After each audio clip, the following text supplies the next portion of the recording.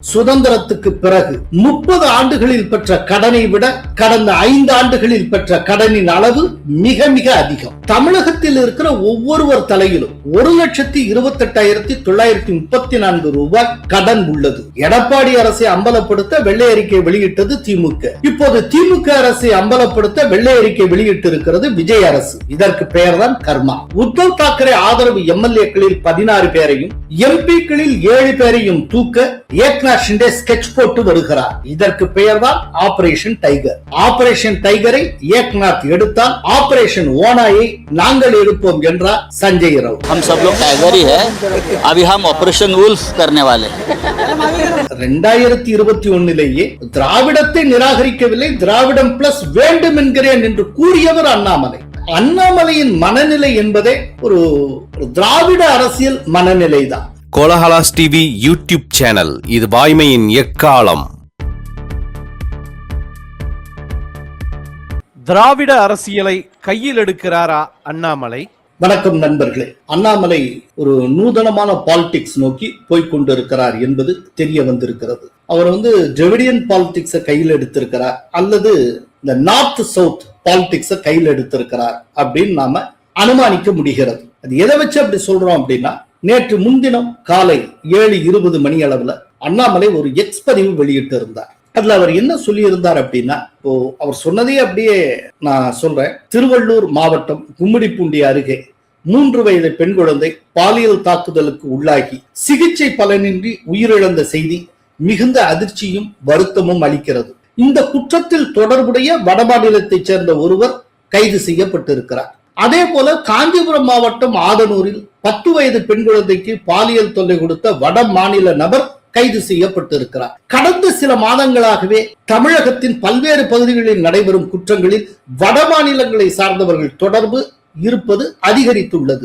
இந்த ஜூன் மாதத்திலேயே சென்னையில் மூதாட்டியிடம் சங்கிலி பறிக்க முயன்ற ஒரு வடமாநில இளைஞர் கைது செய்யப்பட்டார். கடந்த மாதம் தாம்பரம் அருகே இளம்பெண்ணிடம் பாலியல் தொல்லை செய்த வழக்கு, திருவள்ளூர் அருகே வீட்டில் தனியாக இருந்த பெண்ணிடம் அத்துமீறிய சென்னை மதுரவாயில் பகுதியில் அதிகாலையில் வீட்டுக்கு வெளியே கோலம் போட்டுக் கொண்டிருந்த பெண்ணிடம் பாலியல் சீண்டல் செய்த வழக்கு என தொடர்ந்து பல வழக்குகளில் குற்றங்களில் வடமாநில இளைஞர்கள் கைது செய்யப்படுவது பல கேள்விகளை எழுப்பியுள்ளது. இப்படியா போட்டு அதை முழுக்க முழுக்க வடமாநில இளைஞர்கள் அவர்கள் தமிழகத்துக்கு வந்ததுனால இப்ப இங்க என்ன சட்ட ஒழுங்கு பிரச்சனை ஏற்பட்டு இருக்கு அப்படிங்கறதாக அவர் சொல்லிக்கொண்டே போகிறார். கடைசியில இப்ப முடிக்கிறப்ப என்ன சொல்லி இருக்கிறார் அப்படின்னா, தமிழகத்துல வட மாநிலங்களை சேர்ந்த எத்தனை தொழிலாளர்கள் எந்தெந்த நகரங்களில் இருக்கிறார்கள், அவர்கள் சொந்த ஊர் உள்ளிட்ட விவரங்கள், தற்போதைய பணியிடங்கள், தங்குமிடம் என அனைத்து தகவல்களையும் வடமாநில தொழிலாளர்களை பணியமர்த்தும் உரிமையாளர்கள் தமிழக அரசுக்கு வழங்க வேண்டும். அதனை தமிழக அரசும் முறையாக கண்காணிக்க வேண்டும் என்று வலியுறுத்துகிறேன் அப்படின்னு அவர் முடித்திருக்கிறார். இதுல சமூக ஊடகத்துல கருத்து தெரிவித்திருக்கிற ஒருத்தருடைய கருத்தின்படி இந்த ஒரு பதிவுல மட்டும் ஒரு 10 முறை வடமாநில அப்படின்னு அண்ணாமலை பதிவிட்டு இருப்பதாக நமக்கு தெரிய வருகிறது. இப்போ இந்த அண்ணாமலையுடைய பதிவுக்கு எதிர்வினையாக நேற்று அதிகாலை துக்ளக்குடைய ஆசிரியர் குருமூர்த்தி ஆங்கிலத்துல ஒரு எக்ஸ் பதிவிட்டு இருந்தார். அல்ல அவர் என்ன சொல்லி இருந்தார் அப்படின்னா, I had always viewed Annamalai positively in BJP and even after he left. But this narrative against northern state is unacceptable. Is it a slip from or step to another Dravidian movement? Future alone can tell என்று குறிப்பிட்டிருந்தார். அதனுடைய தமிழாக்கத்தை நான் தருகிறேன். பிஜேபிக்குள் இருந்த போதும் சரி, வெளியேறிய பிறகும் சரி, அண்ணாமலையை ஆக்கபூர்வமாகவே நான் பார்த்து வந்திருக்கிறேன். ஆனால் வட மாநிலத்தவர் என்கிற நேரேட்டிவ் ஏற்றுக்கொள்ள முடியாதது. இது திராவிட இயக்கத்தை நோக்கிய முன்னகர்வா அல்லது சறுக்கலா, எதிர்காலம் பதில் சொல்லும் என்று குருமூர்த்தி பதிவிட்டு இருக்கிறார். அதாவது இல்ல குருமூர்த்தி இந்த மாதிரி சொல்லி இருக்கிறதா ரொம்ப முக்கியம். என்னன்னா, குருமூர்த்தி அண்ணாமலையுடைய வெல்விஷர். நயினார் நாகேந்திரன் தமிழகத்தினுடைய பிஜேபி தலைவர் ஆவதற்கு முன்பாக நடந்த துக்ளக் கூட்டத்தில் வைத்து அண்ணாமலை மாநில தலைவராக வேண்டும் என்று வெளிப்படையாக பேசியவர் குருமூர்த்தி. அதற்கப்புறம் அவர் மாநில தலைவர் இல்லைன்னு ஆனதுக்கு அப்புறம் அண்ணாமலையை எப்படியாவது பிஜேபி ஜெனரல் செக்ரட்டரி ஆக்கணும், அதாவது ஆல் இந்தியா ஜெனரல் செக்ரட்டரி ஆக்கணும் அப்படிங்கிறதுக்காக குருமூர்த்தி பாடுபட்டார் அப்படின்னு நான் கேள்விப்பட்டிருக்கேன். இது எந்த அளவுக்கு உண்மை பொய்ன்னு எனக்கு தெரியாது, ஆனா நான் கேள்விப்பட்டேன். அப்படி சோ தொடர்ந்து குருமூர்த்தி அண்ணாமலையை பாராட்டி வந்திருக்கிறார். அவர் மேல ரொம்ப ஒரு கன்சர்ன் உண்டு குருமூர்த்திக்கு. இன்னைக்கு குருமூர்த்தியே கொஞ்சம் வெலவெலத்து போயிருக்கா, கொஞ்சம் ஜெர்க்காய் இருக்கிறார். அண்ணாமலை என்ன இப்படி ஒரு ட்ராக் எடுக்கிறாரு, வடக்கு தெற்குன்னு அந்த மாதிரியான ஒரு கோணத்துல போயிட்டு இருக்கிறாரு. ஆக்சுவலா அந்த வட மாநிலத்தவர்களாலதான் இங்க பெரிய ஒரு சட்டம் ஒழுங்கு அப்படிங்கிற விதமான பார்வையே திமுகவினுடைய பார்வை. திமுக ஆட்சி காலத்துல அத பெரிய அளவுல முன்னெடுத்தாங்க. அதுல திருப்பூர் பக்கத்துல பாவ வட மாநிலத்து தொழிலாளர்களை அடிக்கலாம் செஞ்சாங்க. அது தொடர்பான வீடியோக்களை அப்ப பிரசாந்த் கிஷோர் வெளியிட்டார். அவர் ஒன்ஸ் டிஎம்கே அட்வைசராக இருந்தவர். இப்படி எல்லாம் நடந்தது. எனக்கு நல்லா நினைவுல இருக்கு, திருச்சி பக்கத்துல நினைக்கிறேன், ஒரு நகைக்கடையில பெரிய கொள்ளை. யாரு என்னன்னு தெரியவில்ல, புலன் விசாரணை அப்பதான் போயிட்டு இருக்கு.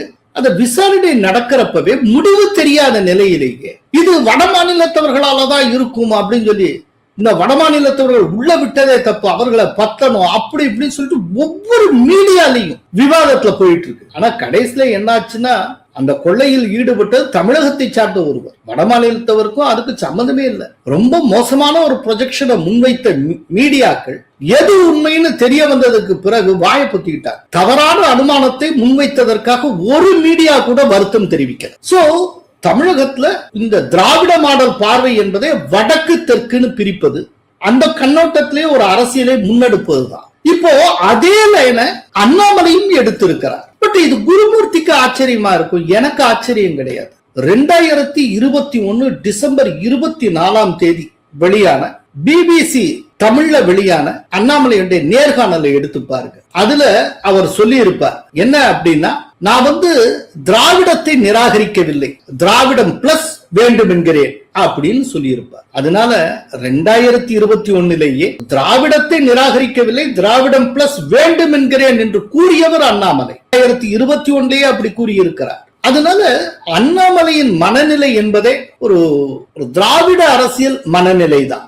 இதுல வடமாநிலத்தவர் அப்படின்னு அவர் சொல்லுகிறார். ஒரு சட்டில் டிஃபரன்ஸ் இந்த மாதிரி விஷயத்தை டிஎம்கே ஹேண்டில் பண்றதுக்கும் அண்ணாமலை ஹேண்டில் பண்றதுக்கும் இடையில இருக்கு. அந்த டிஃபரன்ஸ் என்ன அப்படின்னா, டிஎம்கே அதை எப்படி ஹேண்டில் பண்ணும்னா, தமிழர்கள் வெர்சஸ் வட மாநிலத்தவர், தமிழகம் வெர்சஸ் வட மாநிலங்கள் அப்படி கொண்டு போவாங்க. அண்ணாமலை என்ன பண்ணுகிறார் அப்படின்னா, சவுத் வெர்சஸ் நார்த், தென்னிந்தியா வெர்சஸ் வட இந்தியா, தெற்கு மாநிலங்கள் வெர்சஸ் வடக்கு மாநிலங்கள் அப்படி கொண்டு போகிறார். அதாவது தமிழர்கள் வெர்சஸ் வட இந்தியர்கள் அவர் கொண்டு போகிறார், தென்னிந்தியர்கள் வெர்சஸ் வட இந்தியர்கள் கொண்டு போகிறார். அதுக்கு ஒரு காரணம் இருக்கு, ரொம்ப நுட்பமான காரணம் இருக்கு. என்னன்னா, அவருடைய இந்த அரசியல் பரப்புல கர்நாடகமும் சேர்ந்து வருகிறது. கர்நாடகத்திலே தன்னால் அரசியல் பண்ண முடியும்னு அவர் நம்புகிறார். அதனால ஒரு பேன் சவுத் இந்தியன் பார்ட்டி மாதிரி தன்னுடைய கட்சியை கொண்டு போக முடியும் என்று அவர் கருதுகிறார். அதனால தென்னிந்தியா வெர்சஸ் வட இந்தியா அப்படிங்கிற மாதிரி கொண்டு போகிறார். இந்த விஷயத்துல அவர் டிஎம்கே இடமிருந்து சற்று முரண்படுகிறார். இப்ப இதெல்லாம் சமிங்க பண்ணால் அண்ணாமலையினுடைய ஸ்ட்ராட்டஜி என்ன அப்படிங்கிறது ஓரளவுக்கு தெரிய வருகிறது. அதாவது நார்த்த சொல்லி சவுத்துல ஒரு போலரைசேஷனை உருவாக்குவது, இந்த டிராவிடியன் பாலிடிக்ஸ் விளிமியங்களை அதனுடைய வேல்யூஸை ஏற்றுக்கொண்டு அதன் வழியாக ஒரு அரசியலை முன்னெடுப்பது, இதுதான் அண்ணாமலையுடைய தற்போதைய பாலிடிக்ஸ்.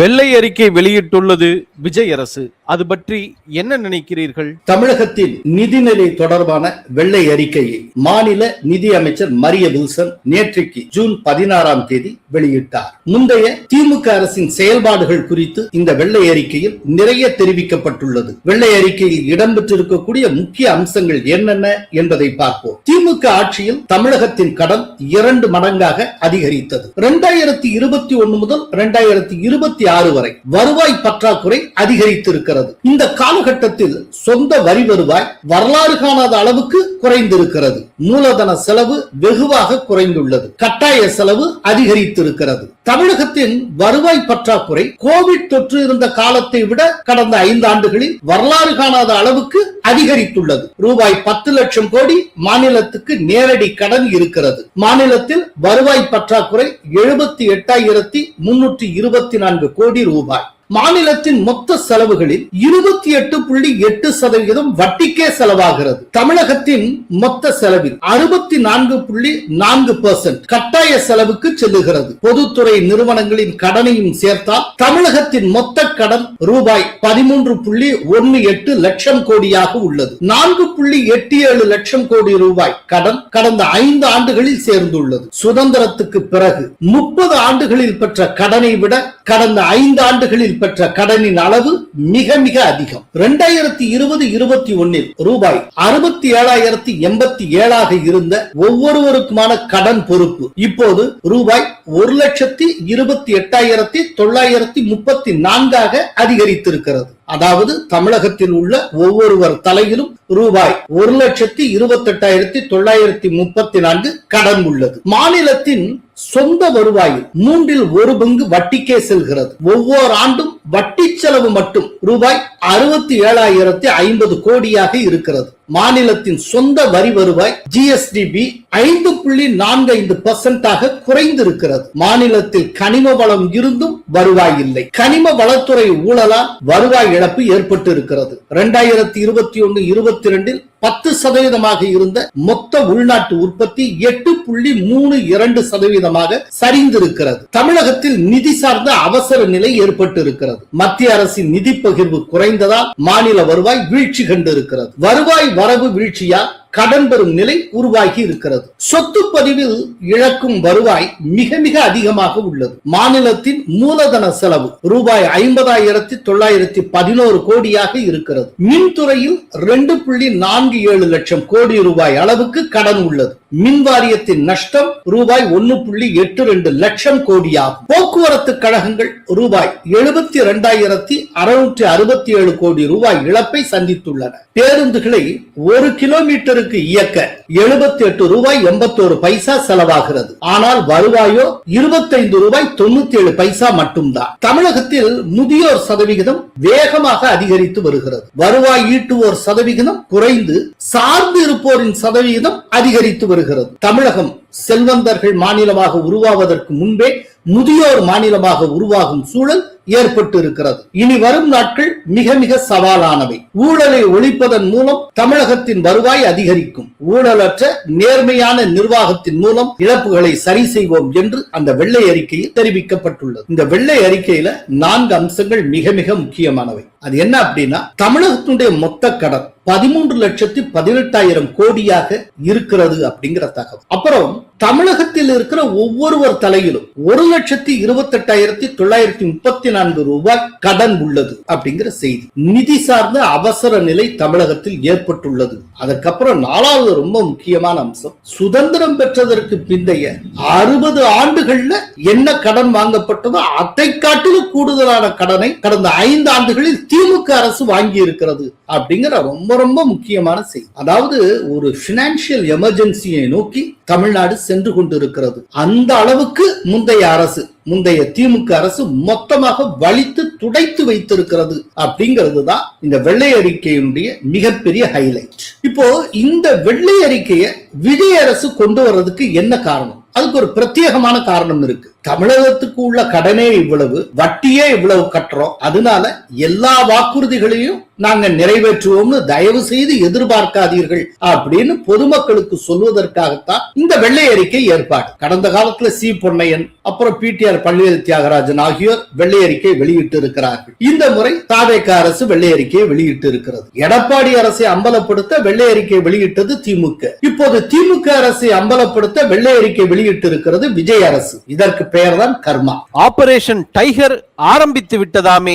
ஆபரேஷன் டைகர் என்பது உத்தவ் தாக்கரேயை குறிவைத்த அதிரடி நடவடிக்கை ஆகும். இது பற்றி ஏக்நாத் ஷிண்டே சிவசேனை எம்பி சஞ்சய் நிருப்பம் பல்வேறு விஷயங்களை வெளியிட்டு இருக்கிறார். உத்தவ் தாக்கரே தலைமையிலான சிவசேனா எம்எல்ஏக்களில் 16 பேரும் எம்பிக்களில் 7 பேரும் ஏக்நாத் ஷிண்டே சிவசேனாவுக்கு மாற உள்ளனர். உத்தவ் தாக்கரே கட்சியின் கதை 2029க்குள் முடிந்துவிடும் என்று சஞ்சய் நிருபம் தெரிவித்திருக்கிறார். உத்தவ் தாக்கரே சிவசேனா எம்பி எம்எல்ஏக்களை தங்கள் பக்கம் இழுப்பதற்கான பணிகளை ஏக்நாத் ஷிண்டே சிவசேனை முயன்று வருவதாக கடந்த சில வாரங்களாக மகாராஷ்டிரா அரசியல் வட்டாரங்களில் பரபரப்பாக பேசப்பட்டு வருகிறது. உத்தவ் தாக்கரே ஆதரவு எம்எல்ஏக்களில் 16 பேரையும் எம்பிக்களில் 7 பேரையும் தூக்க ஏக்நாத் ஷிண்டே ஸ்கெட்ச் போட்டு வருகிறார். இதற்கு பெயர்தான் ஆபரேஷன் டைகர். ஜூன் 14ஆம் தேதி உத்தவ் தாக்கரே ஒரு அவசர ஆலோசனை கூட்டத்தை கூட்டினார். அந்த கூட்டத்தில் 9 லோக்சபா எம்பிக்களில் 4 பேர் மட்டுமே பங்கேற்றனர். 5 பேர் கலந்து கொள்ளவில்லை. இந்த விவகாரம் குறித்து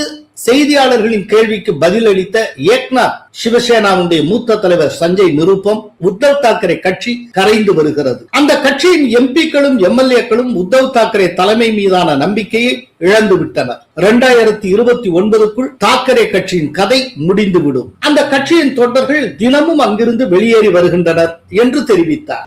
एक तो ऑपरेशन टाइगर जैसी जो शब्दावली है वो मीडिया द्वारा रची हुई शब्दावली है, हमारा उससे कोई लेना देना नहीं है। उबाठा के जो एमएलएज हैं, जो एमपीज हैं, अब उनका विश्वास नहीं रहा, तो 2029 आते आते ये पार्टी पूरी तरह से खत्म हो जाएगी. இந்த விவகாரம் குறித்து ஏக்நாத் சிவசேனா கட்சியை சேர்ந்த மகாராஷ்டிரா அமைச்சர் ஆஷிஷ் ஜெய்ஸ்வால் என்ன கூறினார் என்பதை பார்ப்போம். உத்தவ் சிவசேனாவில் என்ன நடந்து கொண்டிருக்கிறது என்பது குறித்து கருத்து சொல்ல இது சரியான நேரம் அல்ல. शिवसेना उद्धव बाळासाहेब ठाकरे पार्टी में क्या चल रहा है, इसके ऊपर मुझे कोई भी प्रकार की टिप्पणी करना मुझे उचित नहीं समझता. वो उनका इंटरनल विषय, अगर उनको ऐसा लगता है. பால் தாக்கரேயின் மரபு ஏக்நாத் ஷிண்டேயிடம்தான் இருக்கிறது என்பதில் நம்பிக்கை கொண்டு தங்கள் தொகுதிக்காகவும் தங்களின் அரசியல் எதிர்காலத்துக்காகவும் அவர்கள் ஒரு முடிவை எடுத்தால் அப்போது நான் கருத்து சொல்வேன். कि बाला साहब की लीगेसी शिंदे साहब के पास है और उनके कॉन्स्टिट्यूंसी के लिए, उनके भविष्य के लिए और पॉलिटिकली अगर उनको लगता है तो उन्होंने जब वो निर्णय करेंगे तो उनकी संख्या बल कितनी है, கட்சிதாவல் தடை சட்டம் என்ன சொல்கிறது, போதுமான எண்ணிக்கை அவர்கள் வசம் இருக்கிறதா என்பதெல்லாம் அவர்களின் முடிவுக்கு உட்பட்டது என்றார் ஆஷிஷ் ஜெய்ஸ்வால். महाराष्ट्र का और देश में जो एंटी डिफेक्शन लॉ है उसका इतिहास किस तरह से है, उसकी एसओपी जो है वो फॉलो करके क्या करना है उनका निर्णय. जब वो निर्णय होगा तभी इसके ऊपर भाष्य करना योग्य है. அதே நேரம் இவை அனைத்தையும் வீண் புரளி என்று கூறியிருக்கிறார் உத்தவ் தாக்கரேயின் மூத்த தலைவரும் எம்பியுமான சஞ்சய் ரவுத். இது தொடர்பாக செய்தியாளர்களிடம் அவர் என்ன பேசினார் என்பதை பார்ப்போம். 4 நாட்களுக்கு முன்பு உத்தவ் தாக்கரே கூட்டிய கூட்டத்தில் எங்கள் எம்பிக்கள் அத்தனை பேரும் கலந்து கொண்டு உத்தவ் தாக்கரேயின் தலைமை மீது தங்களுக்கு உள்ள நம்பிக்கையை வெளிப்படுத்தினர். அவர்களில் சிலர் உத்தவ் தாக்கரேக்கு ஆதரவாக இருப்பதாக சத்தியமும் செய்தனர். ஆபரேஷன் டைகரை ஏக்நாத் எடுத்தால் ஆபரேஷன் ஓனாயை நாங்கள் எடுப்போம் என்றார் संजय राउत. कौन सा ऑपरेशन टाइगर? 9 सांसद उपस्थित रहे. कौन सा ऑपरेशन टाइगर की बात आप कर रहे हैं? हम सब लोग टाइगर ही है. अभी हम ऑपरेशन वुल्फ करने वाले हैं. हाँ, ऑपरेशन वुल्फ लांडगा. சோ ஒரு விஷயம் இப்ப தெளிவாகிறது.